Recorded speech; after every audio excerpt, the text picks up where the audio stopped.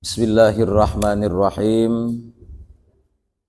Assalamualaikum warahmatullahi wabarakatuh.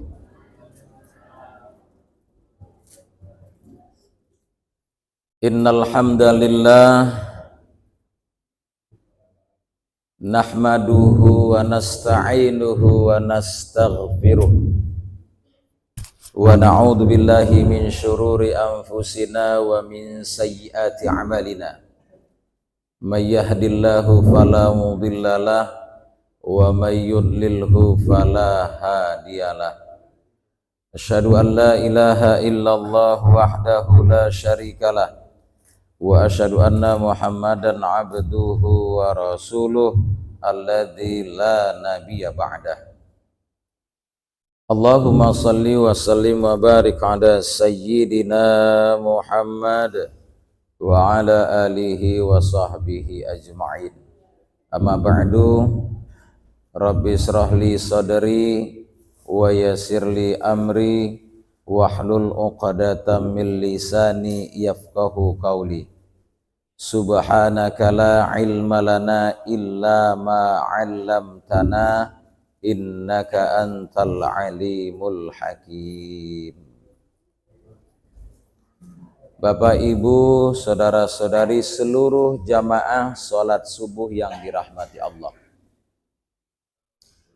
Tak bosan-bosannya kita senantiasa bersyukur kehadirat Allah Subhanahu wa taala di atas nikmat dan karunia yang diberikan kepada kita hingga sampai pada subuh pagi hari ini.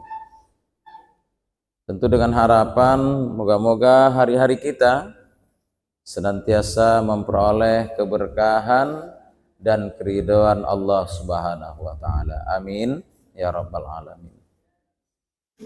Shalawat dan salam kepada Rasulullah Muhammad sallallahu alaihi wasallam. Allahumma shalli wa sallim wa barik alaihi.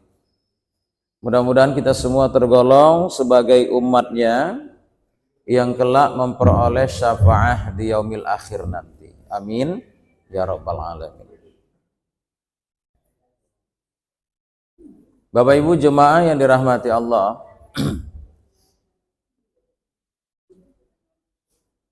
Allah Subhanahu wa taala menciptakan kita dengan beberapa fase kehidupan.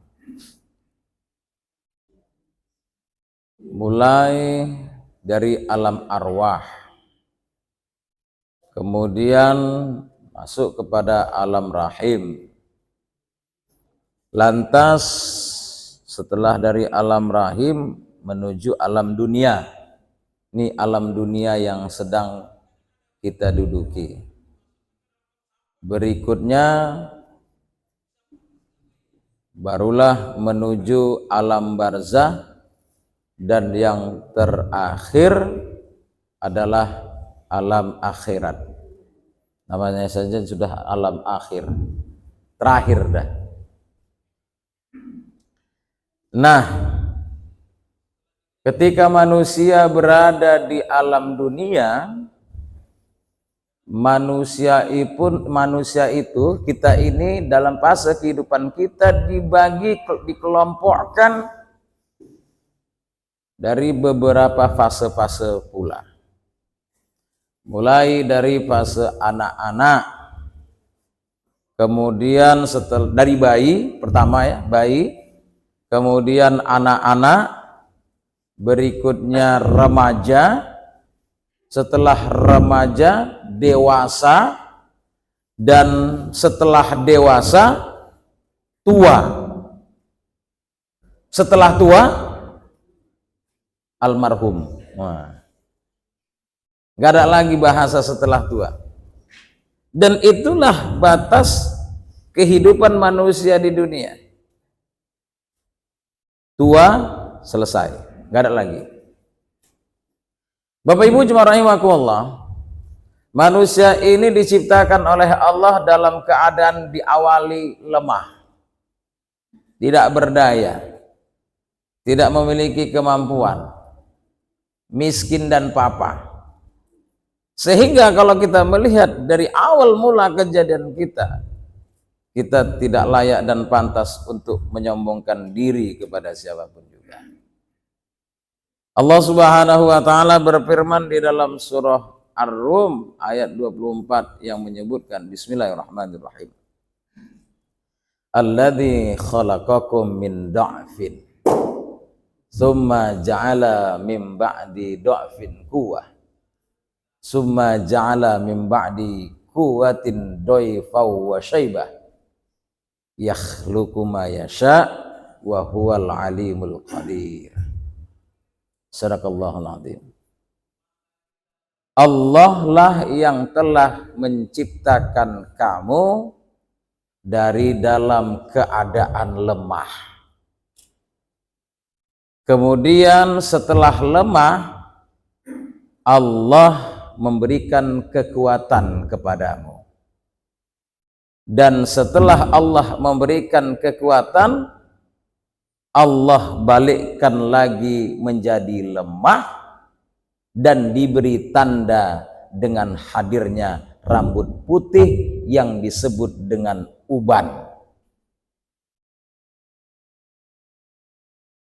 Allah menciptakan dengan kehendaknya dan Allah Maha mengetahui lagi Maha kuasa. Nah, ayat ini menyampaikan kepada kita bahwa pada saat kita hadir di dunia adalah dalam keadaan lemah.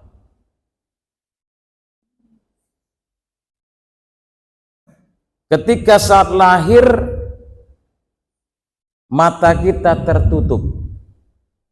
Apa ada di sini yang waktu lahir matanya melek? Enggak. Tertutup. Belum buka mata untuk melihat dunia. Tertutup.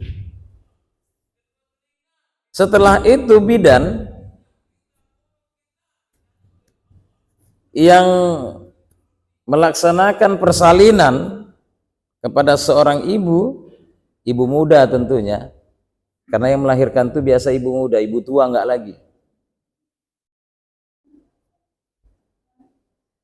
Itu bahkan bidan mengangkat kaki sang bayi kemudian ditepuk-tepuk belakangnya supaya apa? Menangis. Kadang-kadang waktu yang kejam kali bu bidannya. Tapi itulah memang usaha dan upaya untuk memberikan jalan sehat pertama sekali ketika seorang bayi dilahirkan. Lantas kemudian sang bayi tadi setelah dibersihkan baru dibedong namanya ya, pakai kain panjang, lilit-lilit. Ya udah dia nggak tahu apa-apa, ngikut saja bayi itu. Ya kita dulu gitu. Lantas bidan ini tadi nanya sama keluarga yang melahirkan, ada bapaknya? Ada. Kalau nggak ada bapaknya gawat juga. Nah, ada bapaknya? Ada. Tolong ajankan Pak. Barulah diajankan. Ini perlu juga kita ajarkan sama anak-anak kita.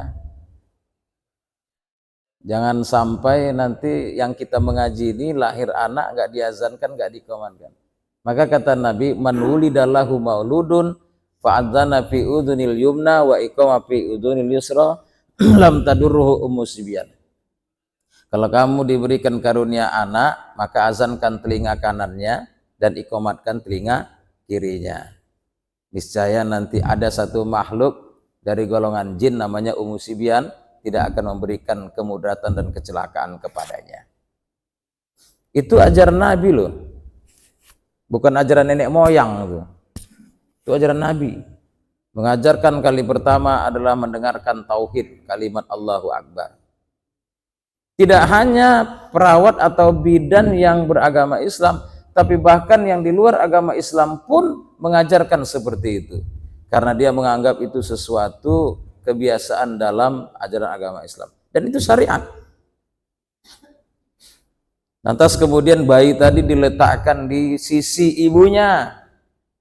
Ya, bayi ini tidak bisa berbuat apa-apa, mau diletakkan dimanapun, nah terserah, karena nggak punya kekuatan. Bisa jadi kadang ada bayi yang dicampakkan, dimasukkan ke dalam tong sampah, ada nggak Bu? Bisa protes nggak bayinya? Enak kali mah aku masukkan tong sampah nih gitu ya. Nggak bisa, karena tidak ada kemampuan, keberdayaan. Kelemahan ada pada manusia pada saat awal mula kehadirannya di atas dunia. Nah, dari bayi setelah diberikan oleh Allah kemampuan mata untuk mengkedipkannya, karena ada juga kita melihat manusia yang diciptakan oleh Allah tidak mampu mengedipkan mata, sehingga tertutup matanya dan dia tidak bisa melihat keberadaan dunia. Ada enggak? Allah ciptakan seperti demikian. Sampai kita lihat ada seorang anak ya, itu dari Mesir apa dari Saudi itu, buta matanya, hafiz Quran, sampai bisa jadi hafiz Quran. Bukan berarti yang melek saja bisa menghafal Quran, tapi bahkan yang buta matanya juga diberikan karunia Allah kemampuan untuk menghafal Quran. Sampai-sampai reporter ya masuk di TV, reporter tanya, Dek, katanya, kira-kira dalam bahasa kita, kalau sekiranya Allah berikan kepadamu matamu bisa melihat, apakah kamu ingin matamu melihat? Dia bilang tidak. Coba itu. Andai sekiranya dari kebutaan matanya diberikan kesembuhan oleh Allah bisa melihat, mungkin kalau kita bilang ya maulah, kepingin nengok dunia. Kenapa? Dunia indah. Indah enggak Pak dunia ini Pak? Indah enggak dunia ini? Indah. Indah ya Bu. Keindahan itu karena kita mampu untuk membedakan mana yang cantik, mana yang jelek, mana yang indah, mana yang tidak. Itu kalau dilihat dari pandangan mata. Tapi si anaknya tidak. Kenapa? Karena dia takut gara-gara matanya dia tidak bisa menghafal Quran dan tidak diberikan oleh Allah kesempatan masuk dalam surga. Kan kalau kita lihat di dalam hadis Nabi, yang menjadi persoalan dalam diri kita ini kan ada 7 bahagian tubuh yang nanti bakal akan ditanya oleh Allah di mahkamah Allah nanti di akhirat. Apa saja?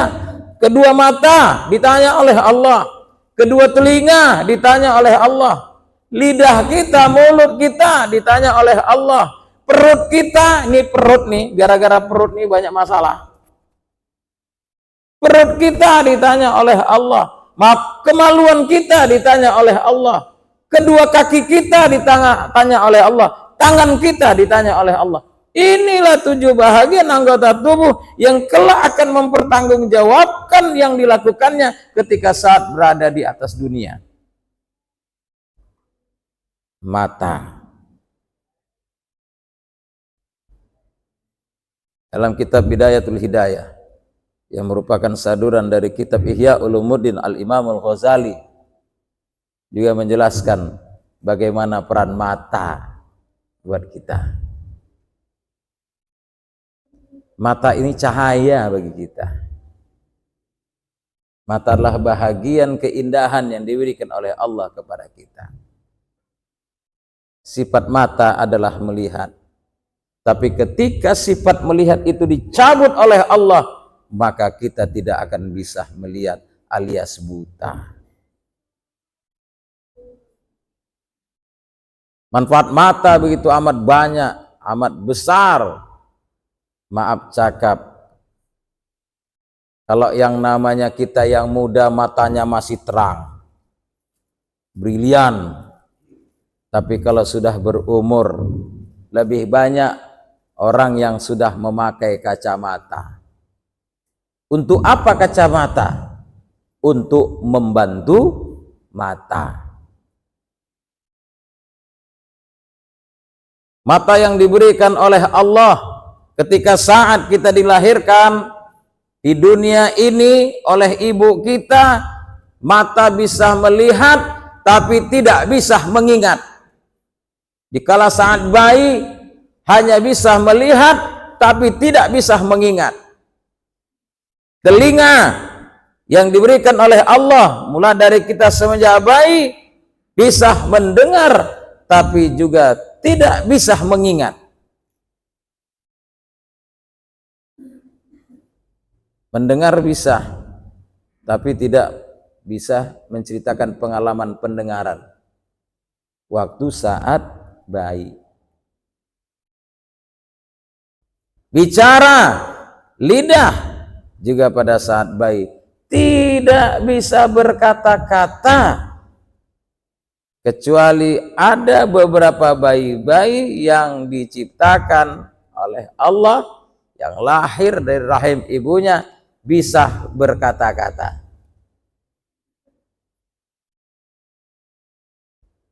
Bapak Ibu jemaah rahimakumullah, ketika bayi, lidah ini hanya bisa menangis, mengeluarkan suara tangisan. Ketika saat dia lapar, hanya bisa menangis. Ketika dia haus, dia hanya bisa menangis. Ketika dia sakit, memang dia juga menangis. Tangisan seorang bayi sesungguhnya adalah merupakan sebuah tanda syukurnya kepada Allah, terima kasihnya kepada kedua orang tua. Bahkan menangis bagi sang bayi juga adalah merupakan spot mulai dari kehidupannya. Rupanya tangisan itu spotnya, olahraganya. Bapak Ibu jamaah yang dirahmati Allah. Lantas kemudian bayi yang kita dulu kecil hanya bisa terlentang. Setelah itu baru beranjak menuju telungkup. Ibu pun kadang melihat anaknya telungkup, hati-hati, takut kalau telungkup dia nggak bisa bangkit. Kalau telungkup kan tertutup mukanya, nanti hidungnya bisa tidak bernapas. Itu sesuatu yang sangat berbahaya bagi sang bayi. Setelah dia telungkup, mulailah dia merangkak, duduk dulu, mencoba untuk berduduk. Setelah duduk mulai merangkak. Setelah merangkak dia berdiri. Setelah berdiri berjalan. Setelah berjalan berlari, setelah berlari hingga menari-nari. Itulah kemampuan yang diberikan oleh Allah kepada kita manusia. Di fase mulai dari bayi hingga anak-anak. Bapak Ibu ingat enggak, kira-kira akal kita ini bisa mengingat pada usia berapa? Apakah ketika saat 1 tahun Bapak dan Ibu sudah mengingat? Belum. Berarti akal kita belum lagi dioperasikan oleh Allah. Hanya sekedar bisa mengenal. 1 tahun upaya usaha mengenal, menjelang 1 tahun. Ya, mengenal orang tuanya, mengenal orang-orang terdekat dengannya, yang selalu berkomunikasi dengannya. Kita juga dulu kan punya anak, punya cucu. Kita lihat gimana anak-anak kita di usia menjelang 1 tahun itu dia kenal dengan kita. Pada posisi dia merangkak, dia tahu oh ini ayah, oh ini emak, tapi dia belum bisa bicara. Ya, mak belum. Pak, bu belum. Tapi begitu dia melihat kita, ayo, dia mulai datang. Dengan kekuatannya hanya merangkak. Naik ke 2 tahunnya, mulai dia sudah mencoba untuk berjalan. Tapi berkata-kata juga masih selepotan. Mau makan jadi mamam, mau minum mimi. Apalagi itulah bahasa-bahasa bayi yang kita pakai untuk komunikasi. Bapak Ibu, ketika bayi masih bayi yang belum bisa berbuat apa-apa, ini bayi ini, kalau dia masih bayi, dia belum bisa mampu berbuat apa-apa, maka komunikasi orang tua kepada anaknya adalah dengan memegang ubun-ubunnya. Kalau dia belum bisa bicara. Maka juga dianjurkan dalam agama, ini dianjurkan dalam agama. Baik itu anak maupun kalau kita punya cucu juga. Ketika dia tidur pegang ubun-ubunnya, doakan dia, bicara dengan dia, doakan dia. Melalui memegang ubun-ubun. Maka kalau umpamanya Bapak Ibu melihat yang menabelkan nama dipegang ubun-ubunnya, tujuannya komunikasi dengan sang bayi. Karena dia belum bisa mampu berbuat apa-apa. Tapi kalau sekarang yang tua-tua jangan pegang-pegang ubunnya. Tahu kau fitrah nih ya, fitrah. Pegang-pegang pula kepala awak. Anak-anak, terutama anak yatim piatu, Nabi mengajarkan untuk memegang ubun-ubunnya, kepalanya diusap, tujuannya untuk menunjukkan rasa kasih dan sayang. Itu anak-anak, pegang kepalanya, diusap, senang dia. Tapi kalau tua, jangan macam-macam. Kecuali suami dengan istri. Kalau suami megang ikan Pak, megang kepalanya, megang apanya itu biasa. Itu tanda kemesraan. Tapi jangan ibu yang megang kepala bapak. Marah dia karena dia merasa dimuliakan dengan kepalanya. Tapi kalau laki-laki iya. Dalam keadaan dia berduka juga demikian, dipegang kepala, disapu karena dia merasa sedih. Itu adalah sebuah perasaan yang dimunculkan. Maka dengan cara mengusap kepala tidak lain adalah memberikan rasa ketenangan dan kenyamanan. Bapak Ibu jemaah yang dirahmati Allah, lidah tidak bisa berkata-kata di masa kecil. Telinga di masa kecil, di masa bayi, telinga juga hanya bisa mendengar. Mata juga hanya sekedar mengenal. Tapi tidak bisa mengingat, membuat kenangan. Di sekira usia 6-7 tahun, mulailah akal kita dikelola oleh Allah untuk mengingat. Biasanya mulai 5 ya, karena di bawah 5 tahun itu tidak ada ingatannya ke sana. Tapi di atas 5 tahun mulai, maka ada istilah bayi yang disebut dengan balita, bayi 5 tahun. Jadi 5 tahun ke bawah itu namanya bayi. 5 tahun ke atas mulai sampai 15 tahun itu namanya anak-anak. Bapak Ibu ingat enggak waktu dulu masuk sekolah? Apa yang diingat waktu masuk sekolah? Saya kalau hanya ingat waktu masuk sekolah dulu, salah satu syarat masuk sekolah adalah pegang kuping. Itu. Kalau enggak tangannya bisa megang ke kupingnya, telinganya enggak bisa masuk sekolah. Itu yang ingat saya. Lainnya nggak ada ingat lagi. Karena itu memang diekspos sekali ya, banyak orang ceritanya tentang itu, maka kita mengingat itu.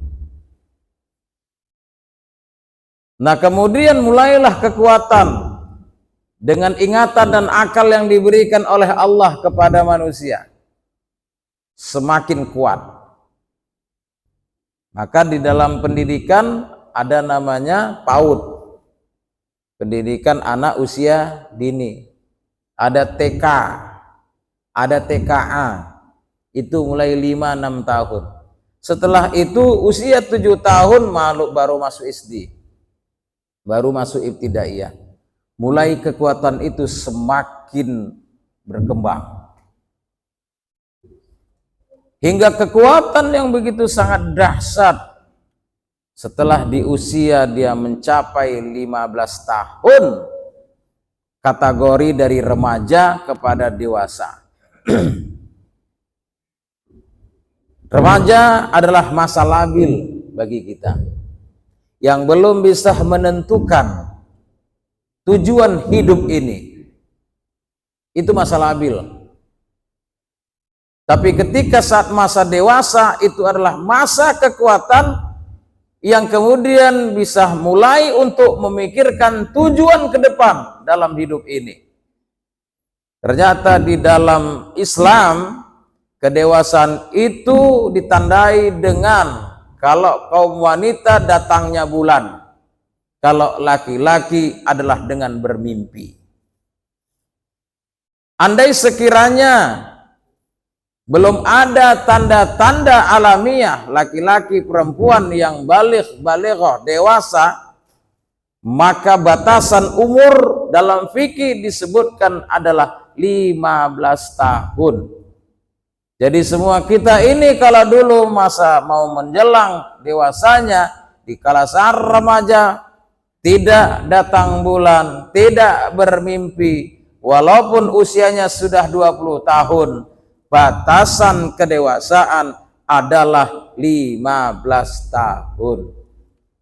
Jadi kalau sudah 15 tahun dalam Islam itu namanya mukallaf, balighah, orang yang sudah diberikan kewajiban untuk melakukan ibadah. Mukallaf, orang yang sudah diberikan beban hukum. Kalau dia sholat berpahala, kalau dia tidak sholat dia berdosa. Puasa demikian. Itu kalau sudah namanya baligh atau balighah. Sebelum menjelang balighah namanya mumayyiz. Mumayyiz ini anak-anak yang bisa membedakan mana yang baik, mana yang benar. Itu namanya mumayyiz. Sebelum menjelang masuk kepada baligh atau balighah. Maka beberapa ulama menyatakan anak-anak yang sudah mumayyiz itu bisa dijadikan imam kalau bacaannya sudah baik. Apalagi hafiz Quran. Anak-anak, tapi harus mumayyiz. Dia sudah bisa membedakan mana yang baik, mana yang salah. Tapi kecenderungan kita, mazhab Syafi'i, lebih menekankan orang dewasa. Kenapa? Karena kedewasaan menjadi imam dia mampu untuk memahami dari ibadah yang dia lakukan. Dia tahu dengan syarat rukun salat yang dia perbuat. Tapi kalau anak-anak kadang-kadang masih hanya karena bermain-main. Dia hafal Al-Quran, memang hafal dia Al-Quran.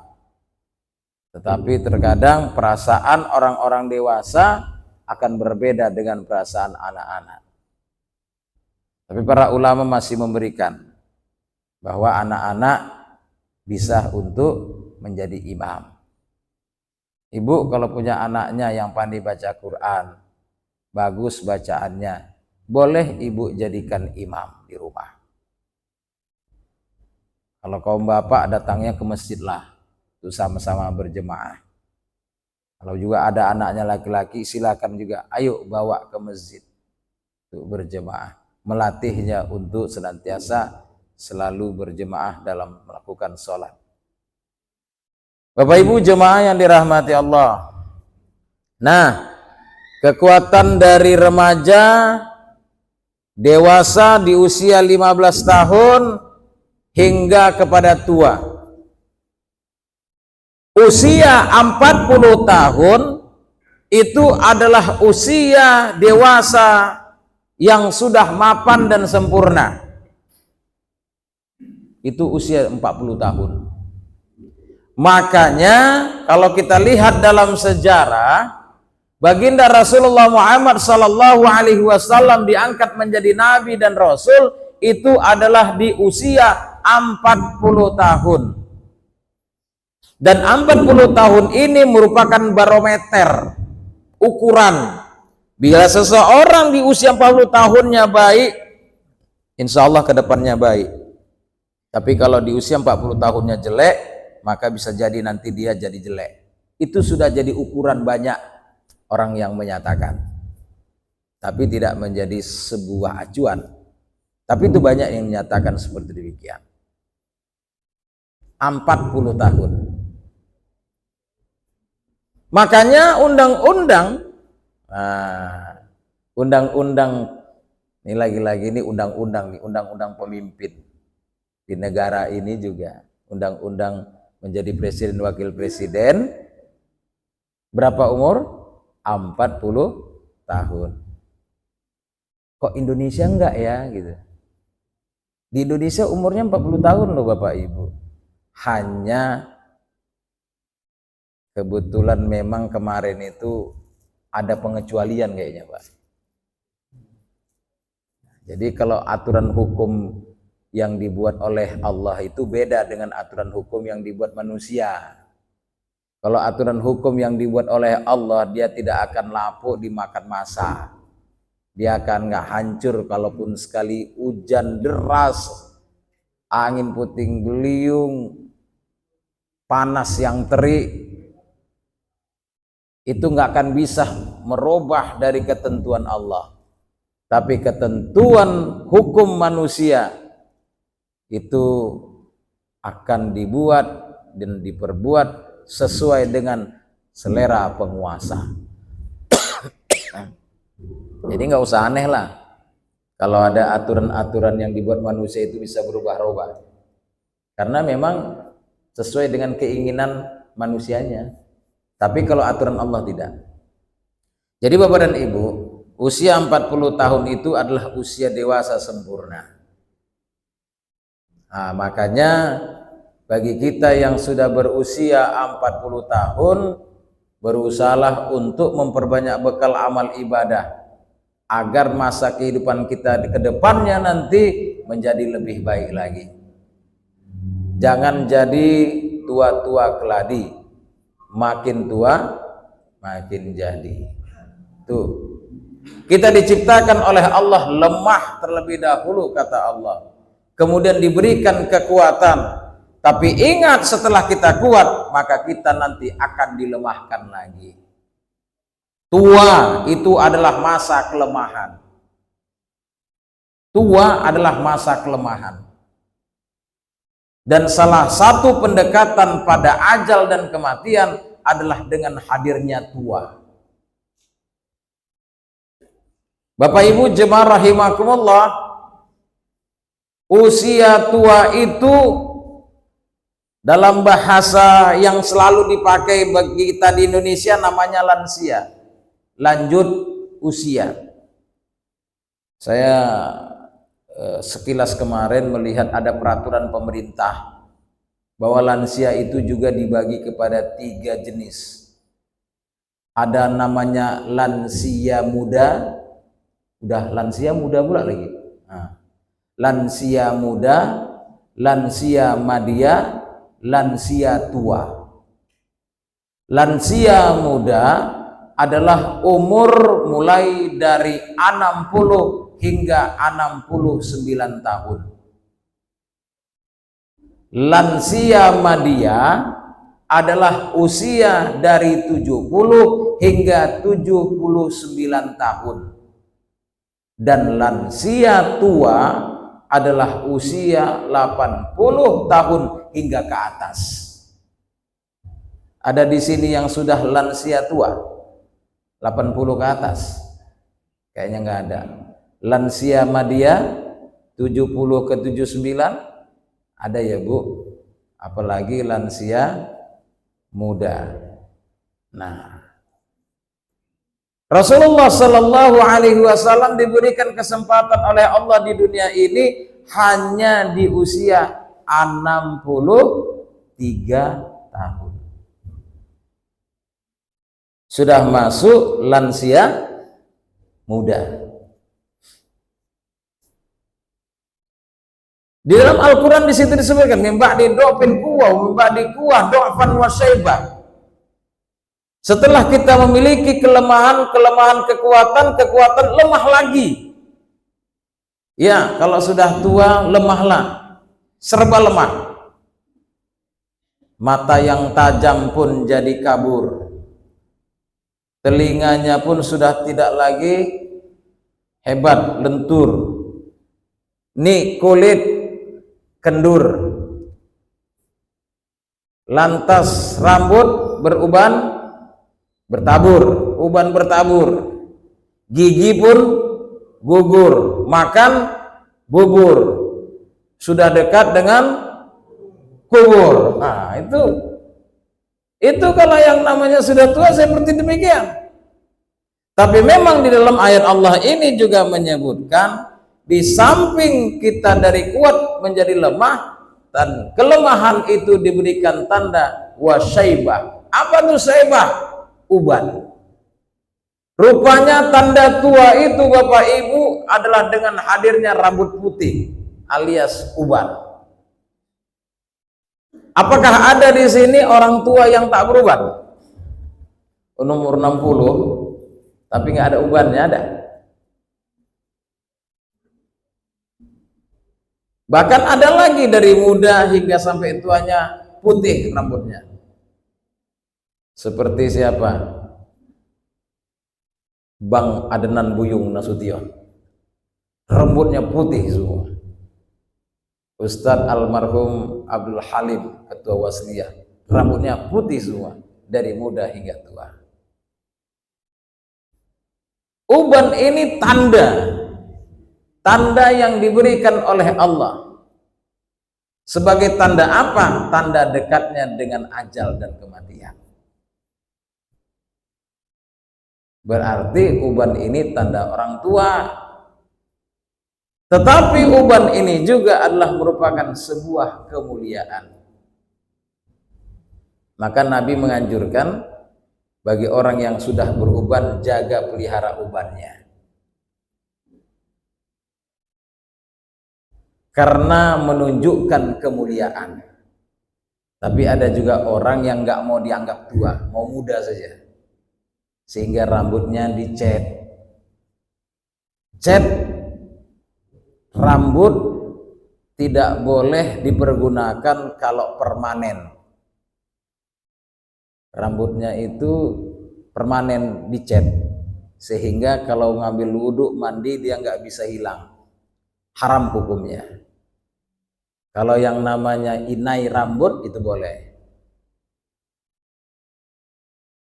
Di masa Nabi kenapa diperbolehkan itu?